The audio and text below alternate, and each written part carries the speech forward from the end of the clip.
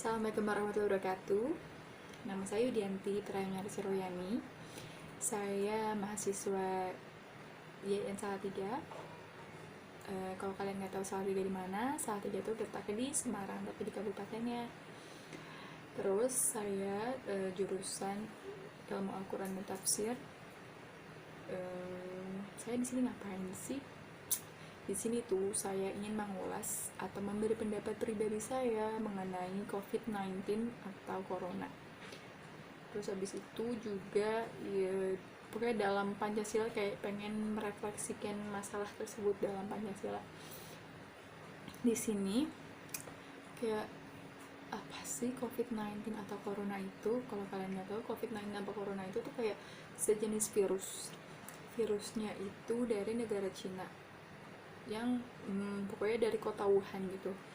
Kok bisa ada sih banyak orang-orang yang berpendapat di kota Wuhan tuh banyak banget ngejual aneka kayak makanan, tapi makanannya tuh ekstrim banget, kayak dia kelelawar, kalajengking, banyak pokoknya yang ekstrim-ekstrim. Jadi intinya mungkin banyak orang yang mengatakan virus tersebut tuh datangnya dari binatang, yaitu kelelawar, tapi banyak juga yang ngira si virus COVID-19 ini buatan manusia juga. Kalau enggak, ada negara yang bersekutu membuat virus ini. Karena tahu nggak sih yang Bill Gates itu ingin kayak dia tuh punya apa ya, intinya bukan punya vaksin itu kayak chip gitu, tapi dia udah memproduksinya, sedangkan apa ya, dia tuh kayak intinya kita kan nggak tahu bakalan terjadi kayak gini.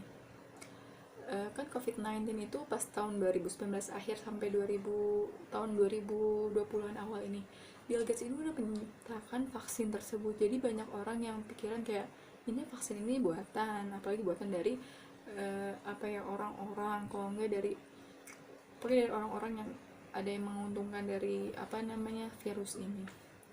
Kayak contohnya tuh kayak Bill Gates yang dia udah bikin vaksin kayak chip gitu. Terus habis itu ada menteri kesehatan yang zaman dulu, ibu siapa itu namanya, Bu Fadilah gitu. Dia tuh kayak, beliau tuh bilang kalau vaksin itu sebenarnya nggak usah yang sebenarnya virus itu nggak usah namanya pakai vaksin, tapi ya emang dari kesadaran dari diri kita sendiri. Terus virus ini tuh pas hype banget itu pas di kota Wuhan di negara Cina pas akhir tahun 2019 kemarin. Kota Cina itu mendadak lumpuh seketika gara-gara virus COVID-19 ini.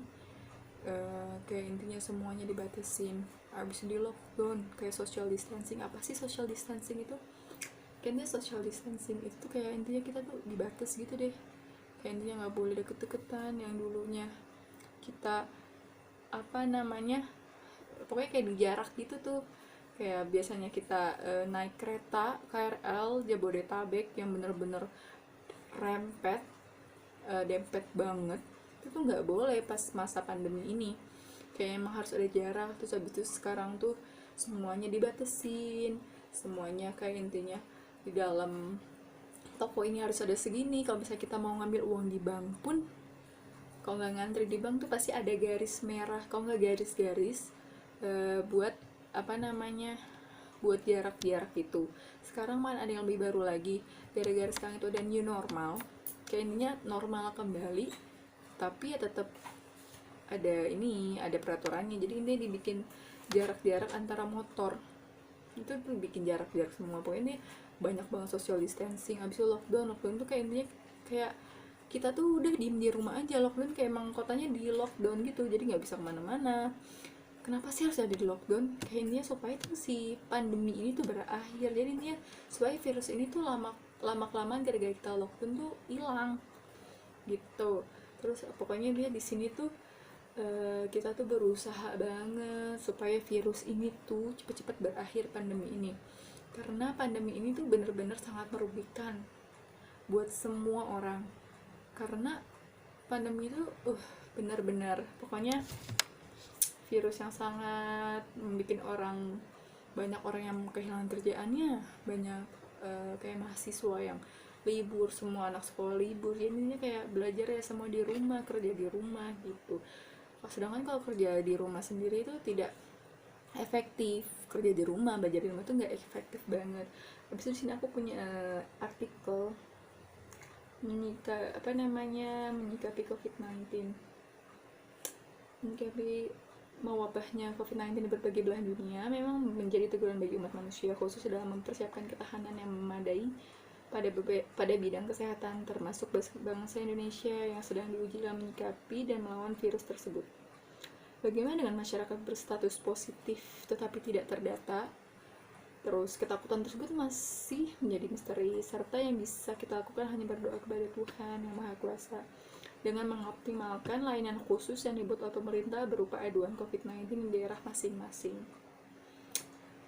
Makanya diadain namanya PSBB, pembatasan skala secara besar-besaran gitu di per daerah. Jadi ini per daerah itu punya peraturan masing-masing buat bisa menghalau pandemi ini biar cepat berakhir.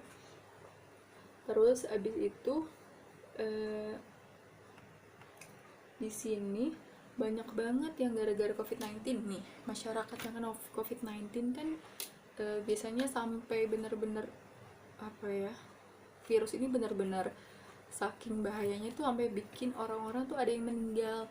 Terus habis itu kan emang sangat beresiko banget kena ya, gampang tertular virusnya, makanya ada social distancing ataupun oknum tersebut. Nih ada orang yang meninggal yang kena COVID-19 itu, malah jenazahnya itu nggak diterima sama penduduk setempat gara-gara mereka takut kalau jenazah ditaruh di daerah mereka juga kena.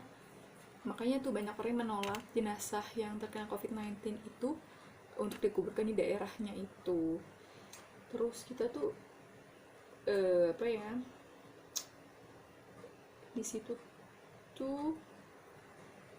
di sini tuh saya ingin merefleksikan Pancasila dalam COVID-19 tersebut. Kayak misalnya ya, sila pertamanya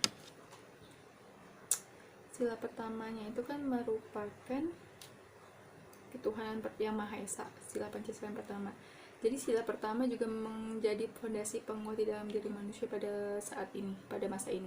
Kayak kita semakin taat beribadah mendekatkan diri kepada Tuhan kita, kayak intinya meminta kepada Tuhan supaya virus ini cepat berakhir. Jadi intinya supaya semuanya seperti sedia kala gitu. Pokoknya sekarang tuh banyak banget ya, kayaknya kita harus benar-benar rajin berdoa. Habis itu dalam Pancasila ini yang misalnya ketuhanan yang Maha Esa, dengan dengan COVID-19 ini kayak pas kalau kita berdoa kan adanya di social distancing.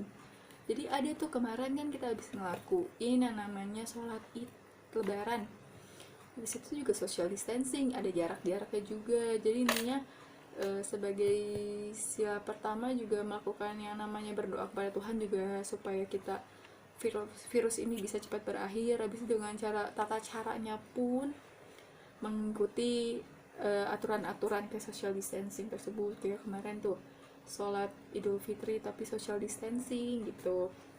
Terus habis itu ada sila kedua, yakni kemanusiaan yang adil dan beradab memiliki makna bahwa setiap orang wajib memperlakukan satu sama lain dengan memperhatikan etika, sehingga muncul rasa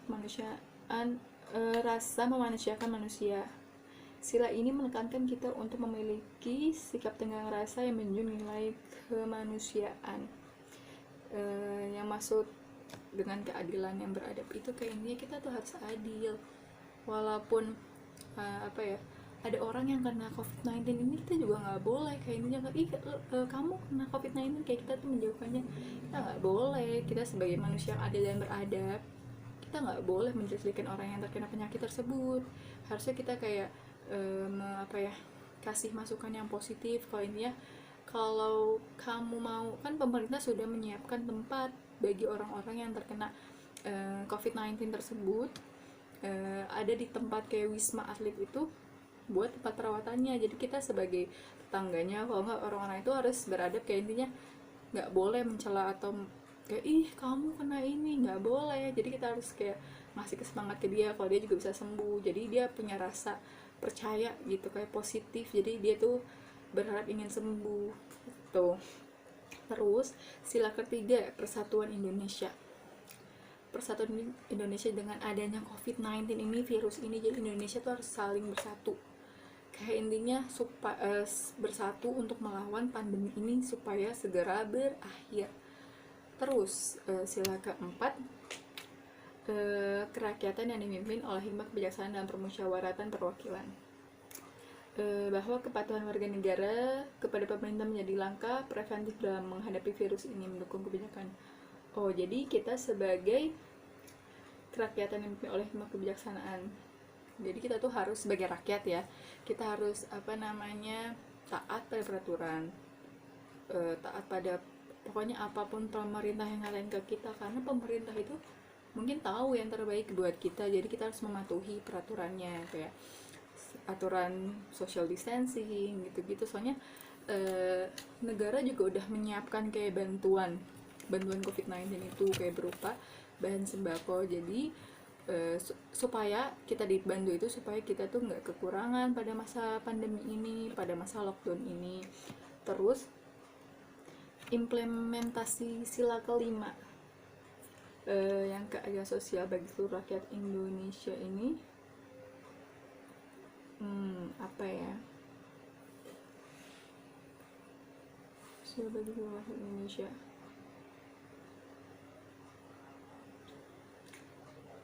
keadilan sosial bagi seluruh rakyat Indonesia. Jadi itu tuh pemerintah juga disuruh adil, kayak banyak kan, kalau yang saya tahu ya, kan pemerintah ngasih tuh namanya sembako kepada rakyat, semua dibagi rata, mau kalangan atas kalangan bawah dibagi. Jadi tuh banyak oknum-oknum yang intinya ngambil jatah lebih. Jadi itu kita harus adil. Jadi intinya kayak ini harus dibagi dengan rata sesuai dengan jatahnya masing-masing. Kita sebagai warga negara Indonesia yang berpegang pada 5 asas Pancasila itu benar-benar harus ini banget, harus memegang teguh 5 asas itu. Kayak intinya ya emang sama Tuhan kita harus deket, harus adil, harus bersatu, harus pokoknya banyak banget. Pancasila itu benar-benar ini deh, the best banget. Soalnya emang dalam Pancasila itu semua itu ada. Jadi kita sebagai bangsa Indonesia, warga Indonesia tuh benar-benar harus senang punya dasar ideologi yang benar-benar kuat. Pokoknya kita sini harus benar-benar bersyukur ya dengan adanya Pancasila, karena semua masalah itu bisa diatasi dengan Pancasila. Pokoknya dalam 5 asas tersebut tuh semua terdapat jawabannya sendiri. Itu menurut pendapat saya pribadi. Mohon maaf ya kalau bila ada kata-kata yang salah, terus bila juga ada yang ngomongnya belepotan gitu. Habis maaf, saya tidak bisa mengedit. Saya pokoknya ini pendapat saya. Kalau kalian tidak terima, pokoknya maaf kalau saya banyak salah kata atau pleset sedikit kata-katanya, kurang lebihnya. Wassalamualaikum warahmatullahi wabarakatuh.